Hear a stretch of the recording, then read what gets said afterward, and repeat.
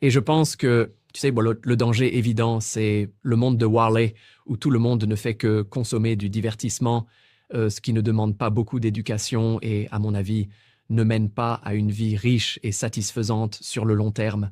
Beaucoup. De gens choisiront ce monde-là.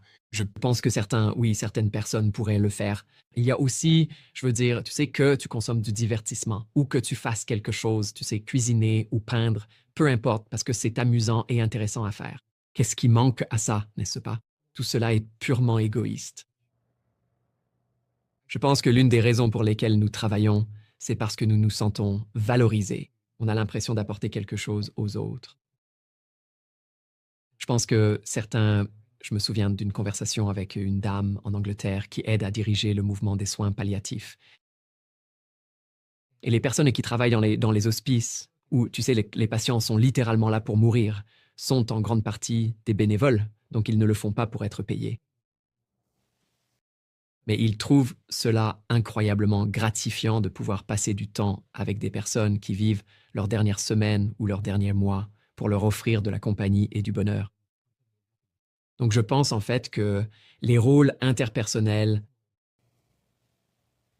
seront bien, bien plus importants à l'avenir. Donc si je devais conseiller mes enfants, même si je n'écouterais jamais, mais si mes enfants voulaient bien écouter et voulaient savoir ce que je pense qui seront des carrières valorisées à l'avenir, je pense que ce serait ces rôles interpersonnels fondés sur la compréhension des besoins humains de la psychologie. Il existe déjà certains de ces rôles aujourd'hui, donc évidemment les thérapeutes, les psychiatres et ainsi de suite. Mais c'est un rôle très asymétrique, n'est-ce pas? Où une personne souffre et l'autre essaie d'atténuer cette souffrance.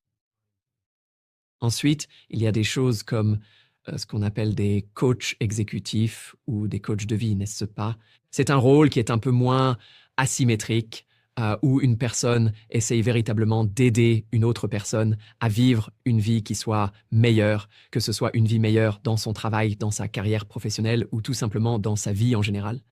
Et donc, je peux facilement imaginer que ce type de rôle va se développer de façon spectaculaire.